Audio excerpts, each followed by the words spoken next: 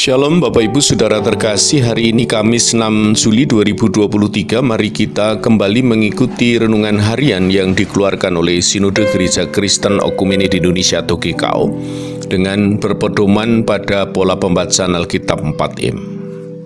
Marilah bersama kita berdoa. Allah Bapa yang memberikan setiap umat percaya tuntunan kebenaran firman Allah, jaminan kepastian, penyertaan dan perlindungan untuk umat lebih lagi melaksanakan misi Allah. Kami bersama memohon pimpinan dan kuasa Roh Kudus agar mengubahkan hidup kami dan memampukan kami melakukan firman-Mu lebih lagi. Dalam nama Tuhan Yesus sumber kebenaran, kami berdoa dan menerimanya. Amin.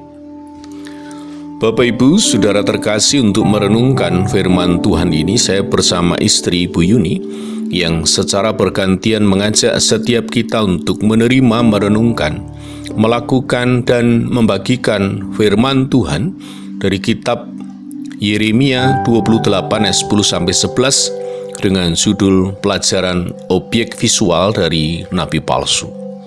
Yeremia 28 ayat 10-11. Kemudian Nabi Hananya mengambil gandar itu daripada tengkuk Nabi Yeremia, lalu mematahkannya. Berkatalah Hananya di depan mata seluruh rakyat itu, beginilah firman Tuhan, dalam 2 tahun ini begitu jugalah aku akan mematahkan kuk Nebukadnezar Raja Babel itu daripada tengkuk segala bangsa. Tetapi pergilah Nabi Yeremia dari sana. Dari bacaan tadi, mari kita bersama-sama merenungkan atau menggali kebenaran firman Allah dengan menggunakan pertanyaan-pertanyaan berikut ini. Pertanyaan pertama, apa yang diambil dari Yeremia oleh Hananya? Kemudian Nabi Hananya mengambil gandar itu daripada tengkuk Nabi Yeremia, lalu mematahkannya. Artinya, Hananya telah mengambil nubuat Yeremia, mengambil perintah Allah atau menentang nubuat Yeremia dengan tujuan membatalkan nubuat Yeremia, nabi yang benar itu. Pada zaman Sedekia menjadi Raja Yehuda, Yeremia dan Hananya sama-sama menjadi nabi yang menyampaikan firman Tuhan. Yeremia dan nabi-nabi pendahulu menubuatkan tentang pembuangan umat ke Babel. Sementara Nabi Hananya dengan sangat berani menyampaikan hal yang sebaliknya, yakni tentang pemulihan tanpa pertobatan. Tentu perkataan Hananya lebih suka didengarkan. Sayangnya itu tidak berasal dari Tuhan. Hananya tidak hanya bernubuat palsu, ia malah dengan sangat arogan melakukan tindakan untuk menunjukkan kepastian nubuatnya. Maka gandar yang terpasang di tengkuk Yeremia diambil dan dipatahkannya. Bapak Ibu kekasih Kristus, objek visual nabi palsu Hananya berpusat dari kepentingan pribadinya yang berakibat keyakinan dan pengajarannya menyimpang bahwa berkat Allah akan dicurahkan tanpa syarat, tanpa perlu bertobat atau tanpa hidup kudus, tanpa tunduk otoritas Allah, menentang peraturan, dan kemudian berita-berita semacam ini memiliki daya tarik bagi umat yang dalam pergumulan. Hananya dengan objek visual nabi palsu telah menyesatkan banyak umat sehingga umat tanpa menyadari telah mempercayai kebohongannya. Akibatnya Yeremia menerima firman Tuhan yang menubuatkan kematian Hananya. Dalam jangka 2 bulan, nabi itu wafat, yang menegaskan nubuat Yeremialah nabi yang benar. Akibat hukuman bagi yang bernubuat palsu dan bagi pengikutnya adalah hukuman dari Allah. Maka pelajaran bagi umat pada masa kini, semua pemimpin di dalam gereja pada masa-masa ini yang bukan hamba Allah sejati, dan semua pengikut pengajaran yang menyimpang, maka pada suatu hari akan mengalami hukuman yang sama kerasnya dari Allah.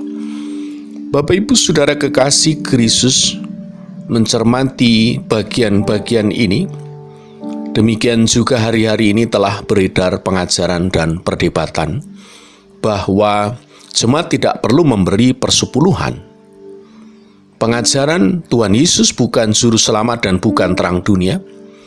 Ada perdebatan bahwa jemaat tidak perlu melaksanakan misi ilahi, serta ada perdebatan tentang bagaimana tunduk pada otoritas Allah. Bapak Ibu, saudara kekasih Kristus, hal ini biasa terjadi. Dan ini bisa saja terjadi pada masa-masa sekarang ini karena objek visual yang keliru, tafsiran yang menyimpang, karena orientasi pribadi dan cara pandang manusia itu saja bukan cara pandang dari Allah. Kiranya kita lebih lagi berdiri berdasarkan kebenaran yang dinyatakan firman Tuhan, yang dinyatakan dalam Alkitab, agar tidak diombang-ambingkan oleh objek visual nabi palsu. Pertanyaan yang kedua, apa makna dari kuk yang dipatahkan? Berkatalah Hananya di depan mata seluruh rakyat itu, beginilah firman Tuhan. Dalam 2 tahun ini begitu jugalah aku akan mematahkan kuk Nebukadnezar Raja Babel itu. Daripada tengkuk segala bangsa, tetapi pergilah Nabi Yeremia dari sana. Nabi Yeremia dan nabi-nabi pendahulu menubuatkan tentang pembuangan umat ke Babel karena pelanggaran umat. Maka umat mengenakan kuk sebagai gambaran belenggu dosa, gambaran kutuk kehancuran hidup dalam pembuangan. Dan hanya dengan cara pertobatan, umat hidup dalam panggilan kekudusan, umat hidup dalam ketaatan pada Allah dan firman-Nya, maka kutuk belenggu itu pasti diangkat Allah. Makna dari kuk yang dipatahkan oleh Hananya berarti pemulihan tanpa pertobatan. Hananya telah berdusta dengan mengucapkan perkataan dan bertindak arogan yang tidak bersumber dari Allah. Hananya telah menipu umat dengan tujuan membatalkan nubuat yang disampaikan Nabi Yeremia. Visual nabi palsu menciptakan kata-kata penghiburan yang manis didengar. Mungkin bagaikan oasis di padang gersang bagi umat yang berada dalam pergumulan-pergumulan yang berat. Namun sebaik apapun kalimat penghiburan yang kita dengar atau kita ucapkan adalah penyesatan jika tidak didasarkan pada terang kebenaran kehendak Tuhan.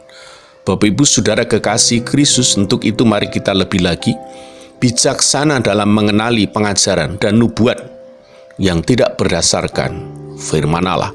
Kita perlu menguji terlebih dahulu, memastikan bahwa semuanya itu bersumber dari kehendak ilahi yang patokan standarnya adalah Alkitab, firman Allah.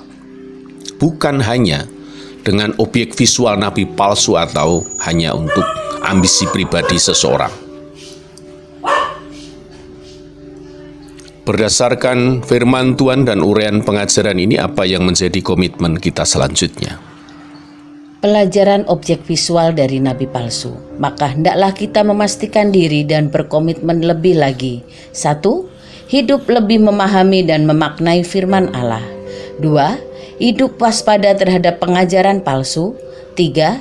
Hidup dengan cara Allah, standarnya Alkitab. 4. Hidup dalam kesetiaan dalam misi Allah. Dan yang kelima, hidup dipercaya Allah lebih lagi. Amin. Puji Tuhan, mari kita lakukan komitmen kita bersama ini dengan memohon pimpinan dan kekuatan Roh Kudus dalam mewujudkannya. Mari kita tutup saat teduh kita dengan berdoa. Ya Allah Bapa di surga, kami doakan firman-Mu jadi dalam kehidupan kami. Kami bersyukur karena berkesempatan hidup dalam kemurnian iman percaya, hidup dalam misi Allah, disertai Allah dengan kuasa-Nya. Untuk hidup lebih lagi mengalirkan daya dampak penebusan Kristus, lebih lagi suka belajar firman Tuhan, hidup dalam cara pandang Allah, suka memberitakan Injil, suka memberi solusi, dan suka saling menuntun. Hidup teladan, hidup kami membawa banyak orang mengenal dan memiliki relasi kekal dengan Allah. Kiranya renungan hari ini mengubahkan cara hidup kami, agar kami semua dapat hidup berdampak lebih lagi, memberi solusi bagi sesama, serta alam semesta di sisa waktu hidup kami di dalam dunia. Dalam nama Kristus Yesus Tuhan, kami telah berdoa dan menerimanya. Amin. Shalom Bapak Ibu Saudara, selamat pagi, salam hormat, salam sehat limpah berkat, dan selamat berkarya lebih lagi. Tuhan Yesus menyertai kita selamanya.